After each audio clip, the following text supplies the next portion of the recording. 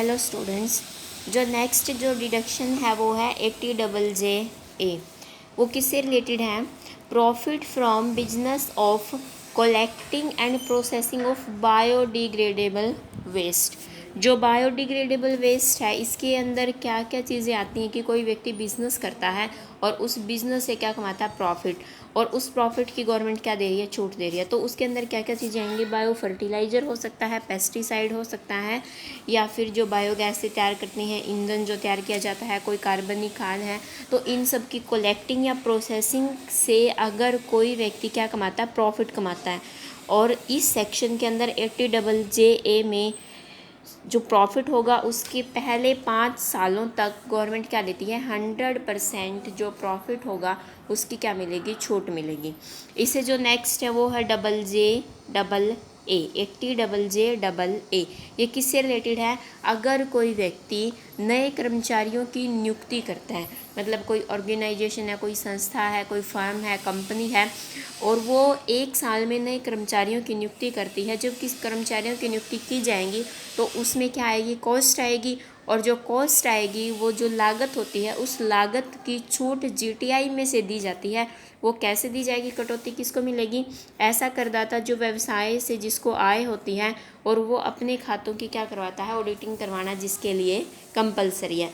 मतलब करदाता में कोई फर्म, कंपनी, ऐसी चीज़ें, मतलब ऐसे ऑर्गेनाइजेशंस जो क्या करते हैं कि कर्मचारियों की नियुक्ति करते हैं, लेकिन उनके लिए एक चीज़ कंपलसरी होगी कि वो उस बिज़नेस से इनकम भी कमा रहे हैं, नॉन प्रॉफिट ऑर्गेनाइजेशन नहीं है उनका, और उनको अपने जो अकाउंट की ऑडिटिंग करवाना है वो क्या है? कंपलसरी है।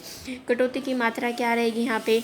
अतिरिक्त कर्मचारियों की जो लागत होगी, ये नहीं जो पहले से काम कर रहे हैं, एडिशनल जो कर्मचारियों की नियुक्ति की जाती है उसकी जो टोटल कॉस्ट आएगी उसके 30% तक की क्या मिलेगी? छूट मिलेगी। कटौती की अवधि, जिस गत वर्ष में कर्मचारियों की नियुक्ति की गई है उसे मिलाकर 3 गत वर्ष तक, मतलब कि ये मान के चलो कि 3 सालों तक ही ऐसी ये जो सेक्शन है और ऐसे जो ऑर्गेनाइजेशन है जो नए कर्मचारियों की नियुक्ति करते हैं उनको छूट मिलती है। लेकिन उन जो बिज़नेस है उसकी भी कुछ कंडीशंस है। क्या क्या? एक तो बिज़नेस पुराने बिज़नेस के विभाजन या उसको पुनर्गठित न किया गया हो, नया बिज़नेस होना चाहिए। बिज़नेस है करदाता ने किसी अन्य व्यक्ति से ट्रांसफ़र के रूप में, अंतरण के रूप में वो नहीं लिया है। जो रिपोर्ट वो दाखिल करेगा, ऑडिटिंग की जो रिपोर्ट होगी वो इलेक्ट्रॉनिक फॉर्म में दाखिल की जाएगी। और जो पारिश्रमिक का भुगतान है, मतलब इन कर्मचारियों को जो सैलरी दी जाएगी, जो पारिश्रमिक दिया जाएगा, वेजेस अगर दिए जाएंगे तो वो उनके खाते में चेक द्वारा या किसी और बैंक ड्राफ्ट या इलेक्ट्रॉनिक मीडियम द्वारा दिए जाएंगे। कैश में पेमेंट नहीं करनी है। अन्य कर्मचारियों की लागत में क्या आएगा? नए व्यवसाय है, अगर बिजनेस नया है तो नए व्यवसाय में पहले वर्ष, उस गत वर्ष में जितने कर्मचारियों की नियुक्ति की गई है उनको जो पारिश्रमिक दिया जाएगा वही लागत मानी जाएगी, और उस लागत के 30% तक क्या मिलेगी? छूट मिलेगी। अगर 1 लाख की कॉस्ट आती है तो 30,000 रुपये तक की क्या मिल जाएगी? छूट मिल जाएगी। मतलब जितनी भी कॉस्ट आएगी उसकी 30% की छूट मिलेगी, और लगातार मिलाकर 3 गत वर्ष तक ही क्या मिलेगी? इसमें छूट मिलेगी। अगर कोई एग्जिस्टिंग बिजनेस है तो पहले से विद्यमान है तो गत वर्ष में कितने नए कर्मचारी लिए, सिर्फ उनकी कॉस्ट, ये नहीं कि टोटल कितने कर्मचारियों को सैलरी दी जा रही है, सिर्फ गत वर्ष में जो नए कर्मचारी लिए हैं उनकी जो कॉस्ट है उसकी क्या मिलेगी? छूट मिलेगी। अतिरिक्त कर्मचारी के संबंध में किन चीज़ों को ध्यान रखना है, क्या पॉइंट्स इसके अंदर शामिल नहीं होंगे? एक तो जो कर्मचारी नियुक्त किए जाएंगे उनकी सैलरी 25,000 से अधिक नहीं है, ये कंडीशन है। ऐसे कर्मचारी जिनका समस्त जो कर्मचारी अंशदान होता है, जो पीएफ में अंशदान होगा प्रोविडेंट फंड में, वो अधिनियम है जो प्रोविडेंट फंड एक्ट है जो 1952, उसमें कर्मचारी पेंशन स्कीम में सरकार द्वारा अगर दिया जाता है कि जो कंट्रीब्यूशन है वो सरकार भी अगर कर रही है तो ऐसे कर्मचारियों की नियुक्ति से रिलेटेड कोई भी छूट नहीं मिलेगी। इसके बाद है कि गत वर्ष में 240 दिन से कम अवधि के लिए नियोजित अगर कर्मचारी किए हैं तब भी छूट नहीं मिलेगी। सिर्फ पूरे साल में 240 दिन के काम करने के लिए अगर उनको रखा है तो ऐसी छूट नहीं मिलेगी। तो इन पॉइंट्स को थोड़ा सा ध्यान में रखना है। नेक्स्ट जो इसके अंदर डिडक्शन है वो है 80LA। 80LA किससे रिलेटेड है कि कोई बैंकिंग यूनिट है, डिडक्शन दी जाती है किसी बैंकिंग यूनिट्स के इनकम से रिलेटेड होगी या फिर इंटरनेशनल फाइनेंशियल सर्विस सेंटर होंगे। लेकिन ये बैंकिंग यूनिट्स और जो ये इंटरनेशनल जो फाइनेंशियल सेंटर हैं जो सर्विस प्रोवाइड कराते हैं वो इंडिया के नहीं हैं। देखो इंडिया में हैं, वो एग्जिस्टिंग इंडिया में है, काम इंडिया में कर रहे हैं, पैसा यहाँ कमा रहे हैं, लेकिन वो यूनिट क्या होनी चाहिए, ऑफ शोर। ऑफ शोर का मतलब इंडिया से बाहर की वो यूनिट होनी चाहिए। बैंक की जो ये इकाइयाँ होंगी, इन इकाइयों की आय के संबंध में छूट मिलेगी, लेकिन वो क्या होनी चाहिए, इंडिया की नहीं है, विदेशी है वो और इंडिया में काम करती हैं। यदि कोई शेड्यूल्ड बैंक है या विदेशी बैंक की जो इकाई हैं, ऑफशोर्स जो बैंकिंग यूनिट्स हैं, उनकी जो आय है उसके संबंध में कटौती मिलेगी। एक तो वो काम कर रही हैं विशेष आर्थिक क्षेत्र में, स्पेशल इकोनॉमिक जोन में वो पैसा कमा रही हैं। बैंकिंग रेगुलेशन एक्ट 1949 जो RBI के पास किया हुआ ये एक्ट, तो इस एक्ट में जो प्रोविजंस हैं, जो नियम लिखे हुए हैं, इन नियमों को ध्यान में रखते हुए वो बैंकिंग का काम करते हैं। कहाँ कहाँ पे, विशेष आर्थिक क्षेत्र में स्थापित हैं, उस एरिया को डेवलप करने के लिए, वहाँ के विकास के लिए, ऑपरेशन के लिए काम करते हैं, रख रखाव का काम करते हैं, और वो क्या कमा रहे हैं, इनकम कमा रहे हैं। तो ऐसी जो यूनिट्स होंगे उनको छूट मिलेगी। कितनी छूट मिलेगी, पहले 5 साल तक ऐसी इनकम की 100% छूट मिलेगी, अगले 5 साल तक क्या मिलेगी, 50% प्रॉफिट की छूट मिलेगी। मतलब कि टोटल 10 सालों तक छूट मिलेगी ऐसी यूनिट्स को, और पहले 5 साल जो होंगे वहाँ पे 100% छूट मिलेगी। अगर उन्होंने 10 लाख रुपए भी एक साल में कमाए हैं तो सारे के सारे की क्या मिल जाएगी, छूट मिल जाएगी सेक्शन 80L में। अगले 5 सालों तक, 5 साल कंप्लीट होने के बाद, तो जितना पैसा कमाएंगे उसके 50% की क्या मिलेगी, छूट मिलेगी।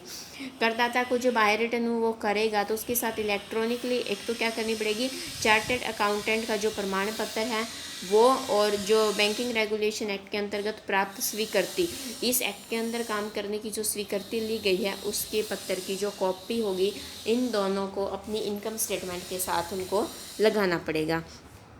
इसके बाद है सहकारी समितियों की आय के संबंध में कटौती। सहकारी जो समितियाँ होती हैं, कोऑपरेटिव जो सोसाइटी होती हैं, वो किस टाइप की काम करती हैं जहाँ से वो इनकम कमाती हैं, तो जो इनकम कमाएंगे उनको छूट मिलती है। ये है सेक्शन 80P। 80P में छूट जो क्या क्या मिलेंगी, देखो अपने सदस्यों को साख सुविधाएं देने का काम करती हैं, मतलब उधार देने का काम करती हैं सहकारी समितियाँ। कुटीर उद्योग में काम करने का, कृषि से रिलेटेड काम है, खेती के जो औजार है, बीज है, क्योंकि कोऑपरेटिव सोसाइटी मोस्टली इसी टाइप के काम करती हैं। मोस्टली मार्केटिंग है, कृषि से रिलेटेड है, तो इस टाइप के जो काम होंगे, मछली पकड़ने का, उन्हें परीक्षण करने का, भंडारण करने का, क्रय विक्रय करने का, तो इस टाइप के कामों में वो क्या कमा रही हैं, पैसा कमा रही है। दूध से रिलेटेड हो सकता है, ऑयल सीड्स है, सब्जियां हैं, तो इन कामों में जो लगी हुई हैं सहकारी समितियां, वो क्या कमाती हैं, जो पैसा कमाती हैं, जितना भी प्रॉफिट कमाएंगे उनको क्या मिलेगी, सारे के सारे पैसे की छूट मिलेगी। इन कार्यों के अतिरिक्त अगर वो और भी कार्य करती हैं तो प्रॉफिट के 50,000 तक की और एक्स्ट्रा छूट मिलेगी। अगर उपभोक्ता सहकारी समिति है तो 1 लाख रुपए तक के लाभ फिर भी घटा दिए जाएंगे। देखो कै और कै में जो पॉइंट लिखे हुए हैं, मतलब इन कामों के अलावा, वर्णित कार्यों के अतिरिक्त अन्य भी अगर कार्य करती हैं तब भी उनसे रिलेटेड, कि यहाँ पे तो 100% की छूट है, इसके अलावा भी 50,000, और जो उपभोक्ता सहकारी समिति है उनको 1 लाख रुपए तक की क्या दी जाती है, एक्स्ट्रा छूट दी जाती है। इसके बाद है अन्य सहकारी जो समितियाँ हैं, जो क्या करती हैं, अन्य सहकारी समितियाँ जो विनियोग का काम करती हैं, इन्वेस्टमेंट करती हैं, कहाँ पे, मतलब मार्केट में, शेयर्स मार्केट में इन्वेस्टमेंट कर रही हैं, तो वहाँ से अगर वो पैसा कमा रही हैं ब्याज के रूप में या लाभांश के रूप में, तो वो भी क्या होगा, टोटली टैक्स फ्री होता है, मतलब उनको क्या मिलती है, छूट मिलती है। गोदाम और भंडार गृह से जो आय होती है, गोदामों में जो सामान रखा जाता है भंडार गृह में, तो वहाँ से भी जो उनको इनकम होती है उसकी छूट मिलती है। प्रतिभूतियाँ तथा मकान संपत्ति से जो आय होती है तो वहाँ भी इनको क्या मिलती है, छूट मिलती है। इसे जो नेक्स्ट है वो है 80PA। ये किससे रिलेटेड है, उत्पादक कंपनी को पात्र कारोबार के व्यवसाय से लाभ, कोई स्पेसिफाइड बिजनेस होगा और वो उत्पादक कंपनी, मतलब उत्पादन करती है वो कंपनी, किसमें, ऐसा जो वैलिड होगा और जो कारोबार होगा, पात्र होगा, जो स्पेसिफाइड होगा किसी काम के लिए, तो उसके लाभ से जो मिलेंगे उसको, उसमें से क्या मिलेगी, छूट मिलेगी। तो यहाँ पे पात्र कारोबार का मतलब क्या है, स्पेसिफाइड जो बिजनेस किए जाएंगे उसका मतलब क्या है कि जो सदस्य हैं कंपनी के सदस्यों द्वारा उत्पादित कृषि उत्पाद का विपणन करना, जो कृषि से रिलेटेड जो प्रोडक्ट्स होते हैं, जो एग्रीकल्चर प्रोडक्ट्स होते हैं, उनकी मार्केटिंग करना। ऐसे सदस्यों के लिए कृषि के जो औजार होते हैं, जो बीज होते हैं, पशुधन या अन्य वस्तुएं खरीदना जो कृषि कार्य के लिए चाहिए, या कृषि उत्पाद की जो प्रोसेसिंग होती है उसके काम में अगर कोई उत्पादक कंपनी लगी हुई है इन कामों में, तो उसको क्या मिलती है, जो प्रॉफिट है उनमें से छूट मिलती है। ऐसी कंपनी का गत वर्ष में टर्नओवर देखना है कि टर्नओवर 100 करोड़ रुपए या इससे क्या है, कम है। ये कंडीशन भी है। कर निर्धारण वर्ष 2019-20 से कर निर्धारण वर्ष 2024-25 तक, इस टाइम पीरियड के बीच में कोई उत्पादक कंपनी इन कामों से जो प्रॉफिट कमाएगी उसको छूट मिलेगी। इसमें जितना भी वो पैसा कमा रही है तो 100% प्रॉफिट की क्या मिल जाएगी, छूट मिल जाएगी। कोई भी इनकम में से गवर्नमेंट को टैक्स का पैसा नहीं देना है। ऐसा करदाता 80C से लेके 80U तक, मतलब इस सेक्शन को छोड़ के और अन्य किसी कटौती पाने का हकदार है तो वो उसको इस सेक्शन के अंदर फिर छूट नहीं मिलेगी। अगर पहले इसी किसी काम से ले ली है छूट तो क्या मिलेगी, इस टाइम पीरियड के बीच में जो छूट मिल रही है, जो शेष इनकम बच जाएगी उसको 80PA में क्या मिल जाएगी, फिर छूट मिल जाएगी। जो नेक्स्ट है ये इम्पोर्टेंट डिडक्शन है, 80QB। 80QB किससे रिलेटेड है, जो राइटर होते हैं बुक्स के, वो जो कॉपीराइट करवा लेते हैं अपना, कॉपीराइट आपने पढ़ा होगा, पॉइंट कॉमर्स के स्टूडेंट हो, कॉपीराइट क्या होता है। तो जो राइटर है बुक्स का वो कॉपीराइट अगर करवा लेता है अपनी बुक को, तो उसको जब आगे फर्दर फिर वो सेल करता है और कॉपी बनाता है उसकी, जिसको भी ऐसा चार्ज देता है, तो बदले में क्या मिलती है, उसको रॉयल्टी मिलती है। और रॉयल्टी की जो इनकम होती है गवर्नमेंट उसमें से क्या देती है, छूट देती है। तो कटौती किसको मिलेगी, एक व्यक्ति जो भारत में निवासी है और किसी पुस्तक का लेखक है या संयुक्त लेखक है, जैसे 3-4 लेखक भी होती हैं एक बुक के, तो किसी आय के संबंध में कटौती मिलेगी कि उसने पुस्तक की क्या ली है, उसका स्वामित्व या पर कॉपी वो क्या चार्ज करते हैं, फीस चार्ज करते हैं। कटौती की मात्रा यहाँ पे क्या रहेगी, ऐसी संपूर्ण आय या 3 लाख रुपए जो दोनों में कम हो गए, जितना वो पैसा कमाया है उसने या फिर 3 लाख रुपए, दोनों में कंपैरिजन किया जाएगा। जो कंपैरिजन में दोनों में जो कम पैसा होगा उसकी क्या मिल जाएगी, 80QB में छूट मिल जाएगी। अगर पैसा इकट्ठा मिलता है तो हमें 3 लाख रुपए के साथ कंपैरिजन करना है कि मतलब इकट्ठा पैसा मिल रहा है उसको। अगर पैसा मिलता है फीस के आधार पे कि पर कॉपी आपको इतने पैसे दिए जाएंगे, पर कॉपी अगर उसको पैसा मिल रहा है तो हम देखेंगे कि टोटल जो पैसा वो कमाएगा, जो पुस्तक का मूल्य होगा उसके 15% तक ही क्या मिलेगी, छूट मिलेगी। अगर उसको पर कॉपी फीस मिल रही है तो हम क्या देखेंगे, जो बुक वैल्यू होगी उसका 15% तक की छूट मिलेगी। अगर उसको पैसा इकट्ठा दिया जाता है तो हम कंपैरिजन करेंगे 3 लाख रुपए के साथ, दोनों में जो कम होगा उसकी छूट मिल जाएगी। लेकिन हर किसी बुक के लेखक को छूट नहीं मिलती। हमें ये देखना होगा कि कौन से लेखक को और किस टाइप की बुक वो लिखते हैं, तब जाके उसको ऐसे रॉयल्टी की जो फीस मिलती है उसमें से छूट मिलती है। तो बुक्स किस टाइप की होनी चाहिए, कोई साहित्यिक हो सकती है, कोई आर्ट से रिलेटेड है, कोई वैज्ञानिक प्रकृति की है, मतलब ये नॉर्मल जो टेक्स्ट बुक होती है ना, इनके राइटर को जो रॉयल्टी मिलती है उसकी छूट नहीं मिलेगी। पुस्तक के अंतर्गत कोई निर्देशिका है, समीक्षा है, कोई डायरी है, कोई जर्नल है, कोई पत्रिका है, समाचार पत्र, विद्यालयों के लिए जो पाठ्य पुस्तकें होती हैं, जो टेक्स्ट बुक होती हैं, ये चीज़ें इसके अंदर शामिल नहीं की जाती हैं। क्या चीज़ें आएंगी इसके अंदर, कोई साहित्यिक, कलात्मक या वैज्ञानिक प्रकृति की कोई पुस्तक है। आय की विवरणी के साथ रॉयल्टी देने वाले का जो क्या होना चाहिए, उसका प्रमाण पत्र प्रूफ होना चाहिए। अगर इनकम इंडिया से बाहर से अर्जित की गई है तो उसका भी प्रूफ होना चाहिए, तब जाके क्या मिलेगी, छूट मिलेगी। नेक्स्ट जो डिडक्शन है वो क्या है, 80RRB। 80RRB और 80QB दोनों में सिर्फ थोड़ा सा ही डिफरेंस है। वहाँ पे छूट कॉपीराइट की मिलती है, यहाँ पे छूट है वो पेटेंट की मिलेगी। और पेटेंट कौन करवाता है, जिसने कोई आविष्कार किया, जिसने कोई नया ऐसा आविष्कार किया है, इससे पहले वो टेक्नोलॉजी मार्केट में नहीं थी, उसने किसी बंदे ने, तो वो जो पेटेंट अधिनियम है 1970 इंडिया में, उसके अंदर अपना पेटेंट रजिस्टर में अपना नाम दर्ज करवा लेता है, पेटेंट करवा लेता है अपनी चीज़ को। तो जब जब भी वो चीज़ मार्केट में उतारी जाएगी, कोई कंपनी और कोई प्रोड्यूसर उन चीज़ों को बनाएगा सेम ऐसी चीज़ें, तो उस खोज के बदले में, उस आविष्कार के बदले में वो ऐसे उत्पादक से क्या लेगा, फ़ीस चार्ज करेगा। और कौन सी किस रूप में फ़ीस वो ली जाएगी, वो रॉयल्टी के रूप में वो पैसा कमाएगा। और रॉयल्टी के रूप में जो पैसा कमाएगा उसमें भी संपूर्ण आय या 3 लाख रुपए दोनों में जो कम है उसकी क्या मिल जाएगी, छूट मिल जाएगी। यहाँ पे अमाउंट की कितनी छूट मिल रही है और बाकी की जो कंडीशंस हैं वो सारी सेम है 80RRB और 80QB में। सिर्फ डिफरेंस क्या है, वहाँ पे कॉपीराइट की छूट मिलती है, यहाँ पे रॉयल्टी की ही छूट है, लेकिन यहाँ पे पेटेंट की छूट है।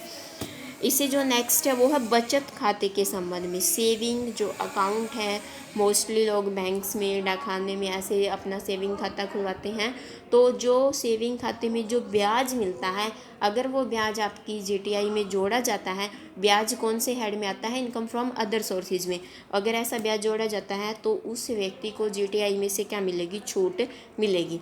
छूट मिलेगी, एक तो मिलेगी 80TTA में और एक मिलेगी 80TB में। 80TTA में जो मिलेगी वो मिलेगी एक व्यक्ति को और हिंदू अविभाजित परिवार को। 80TB में मिलेगी वो मिलेगी सिर्फ वरिष्ठ नागरिक को। सेम है लेकिन थोड़ा सा TTA TB, यहाँ पे वरिष्ठ नागरिक को यहाँ पे भी ब्याज के संबंध में, सेविंग खाते के ब्याज के संबंध में छूट मिलती है। और यहाँ पे किसको मिलती है, यहाँ पे भी ब्याज की छूट मिलती है एक इंडिविजुअल, लेकिन उसकी एज 60 साल से कम है। छूट कहाँ पे, बैंक में हो सकता है खाता, बैंक का व्यवसाय करने वाली कोई सहकारी समिति में हो सकता है, या फिर कहाँ पे हो सकता है, डाकघर में हो सकता है। कटौती की मात्रा क्या रहेगी, ब्याज की जो जितनी राशि है उसका योग या फिर 10,000 रुपये, दोनों में जो कम है। मतलब क्या है कि मैक्सिमम 10,000 रुपये तक के ब्याज की, क्या अगर आप इतना पैसा कमा रहे हो, बस 10,000 रुपये तक का ब्याज आप कमा रहे हो एक गत वर्ष में, सेविंग सिर्फ सेविंग खाते में जो आपका पैसा है वहाँ से, तो आपको 10,000 तक के ब्याज की क्या मिल जाएगी, छूट मिल जाएगी। वरिष्ठ नागरिक के लिए अमाउंट ज़्यादा है ब्याज की राशि, या फिर 50,000 रुपये, दोनों में जो कम है। अमाउंट का डिफरेंस है, यहाँ पे 10,000, यहाँ पे 50। इसके बाद है लास्ट जो डिडक्शन है, लास्ट डिडक्शन है वो है 80U। 80U किसके संबंध में है, डिसेबल व्यक्ति को कटौती मिलेगी। यहाँ पे कोई कंट्रीब्यूशन नहीं करना, कोई इनकम नहीं होती, कुछ नहीं होता, सिर्फ उसको जो खुद डिसेबल जो व्यक्ति होता है उसको अपनी इस कमी की, इस डिसेबिलिटी की गवर्नमेंट क्या देती है, छूट देती है। छूट किसको मिलेगी, एक व्यक्ति जो भारत में निवासी है और जो चिकित्सा अधिकारी होता है उसने उसको प्रमाणित किया हुआ है, मतलब उसको ये सर्टिफिकेट दिया हुआ है कि वो क्या है, डिसेबल है। तो कटौती की मात्रा यहाँ पे, मतलब जितनी भी वो पैसा कमा रहा है, कहाँ पे कंट्रीब्यूट करता है, वो चीज़ें अलग हैं। यहाँ पे कुछ कंट्रीब्यूशन नहीं करना, सिर्फ उसको एक सर्टिफिकेट दिखाना है कि मैं क्या हूँ, डिसेबल पर्सन में आता हूँ। तो जीटीआई में से सेक्शन 80U में छूट मिलेगी 75,000 की। अगर वो ज़्यादा ही डिसेबल है, मोर देन 75% है, तो कितनी छूट मिलेगी, 1,25,000 की। कंडीशन यहाँ पे क्या रहेंगी, जब भी हर वर्ष जो प्रति वर्ष टैक्स फाइल रिटर्न जब की जाएगी तो उसके साथ चिकित्सा अधिकारी के द्वारा दिया हुआ जो प्रमाण पत्र है उसको वो लगाना पड़ेगा कि वो क्या है, डिसेबल पर्सन है। ये थे आपकी जो टोटल डिडक्शंस थे 80C से लेके 80U तक की। और कोई भी डिडक्शन स्किप नहीं करनी है, पेपर में इनमें से कोई भी पूछी जा सकती है। कोई 15 मार्क्स में भी आ सकती हैं कई डिडक्शंस, या फिर कोई 4 नंबर के जो क्वेश्चन आते हैं वहाँ भी पूछी जा सकती है। पेपर में क्वेश्चन यहाँ से 100% आता है और कोई भी डिडक्शन स्किप नहीं करनी है। आप लोगों को हर डिडक्शन को अच्छे से रीड करना पड़ेगा।